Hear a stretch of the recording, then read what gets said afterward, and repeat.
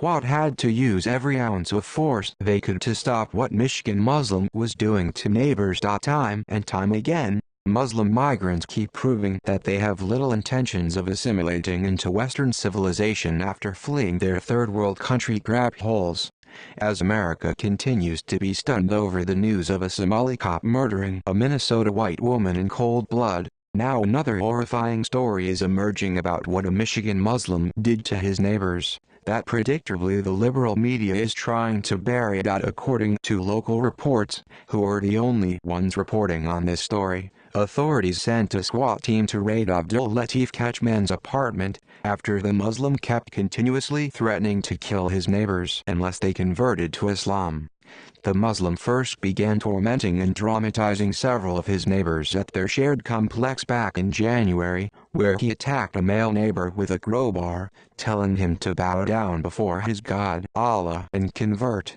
Abdul was charged with assault with a dangerous weapon and unlawful intent, but the charge did little to deter Abdul's murderous plans, as he'd step his violent antics a step further a short time later. In a separate incident several months later, Abdul tried to force himself into the home of a different neighbor, where he attempted to break into the apartment to kill a woman by beating the neighbor's doorknob off with a crowbar. After authorities received a call from the frantic woman whose life was being threatened, authorities knew they couldn't take any chances, and showed up in full SWAT gear in preparation for the worst. For several hours Abdul would taunt and play games with police officers, with one of the officers being forced to shoot a bullet into the Muslim's hip to force him into submission. In a courtroom before a judge, several witnesses, including 7 police officers, went into detail about the bizarre things they witnessed as they answered the call to find Abdul swinging around swords and demanding that the police watch him wash his genitals.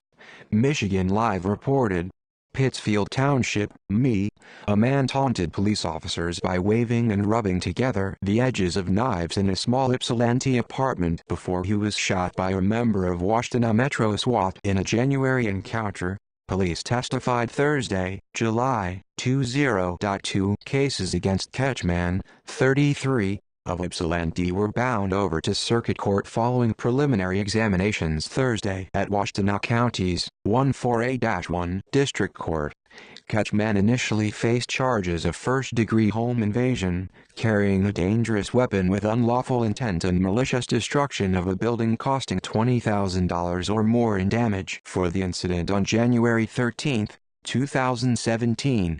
Things went horribly for Abdul Latif Kachman in court, where he faced 14 new charges related during his encounter with police, including 7 counts of felony assault and 7 counts of resisting, obstructing or assaulting a police officer, Michigan Live reported. When neighbors who were attacked took the stand, that's when the courtroom was able to listen to the level of crazy they were dealing with, before the SWAT team arrived to remedy the situation. He was saying, "I am going to kill you," Emerald Cox testified.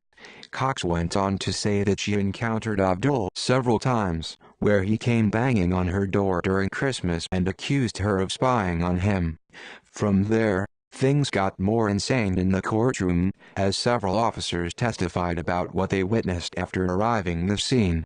Officer Tommy Porter was one of the 6 law enforcement officers who testified, where he said that Abdul opened the apartment door, but was keeping one arm hidden from them.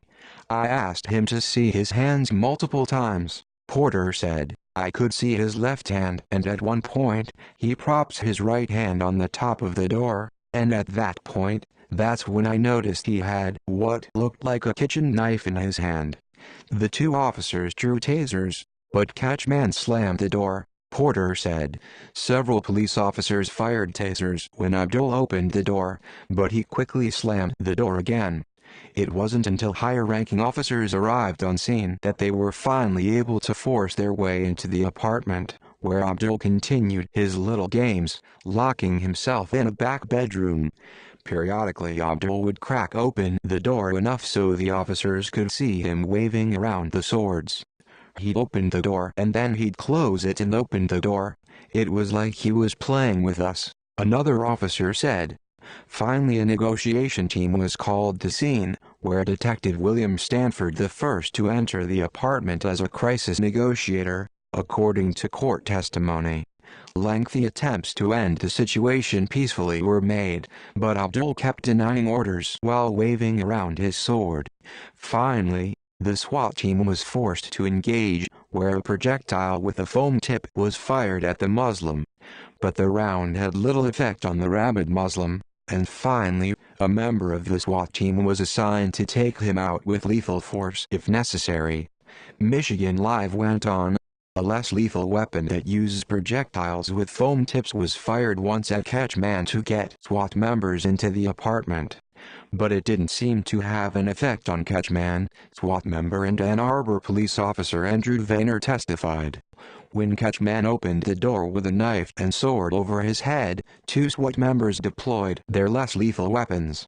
At the same time, Washtenaw County Sheriff's Lieutenant Mike Trester, a member of SWAT assigned to use lethal force that day, fired a shot with his Glock, members testified. After we pushed into the room and confronted Mr. Gunman, he was standing in the doorway. He lunged at us. He was within 6 feet at least. There was no cover between us, and I did fire, Trester said. Eventually, Gunman realized he'd been shot in the hip and agreed to come out to get medical attention, SWAT members said. Once Abdul realized he'd been shot in the hip, he finally agreed to come out in order to receive medical attention. Abdul is scheduled for pre-trial hearings in both matters in Washtenaw County Trial Court on August 30th, where he is being held on $100,000 bond in the home invasion case. Thankfully, no one was killed by this feral Muslim, thanks to the quick actions of these highly trained police officers. Despite the propaganda that liberals will continue to spew about Islam being a religion of peace, we'll continue hearing incidents like this until every last Muslim is rounded up and deported back to the Middle East where they belong. How many more Americans have to die before enough is enough?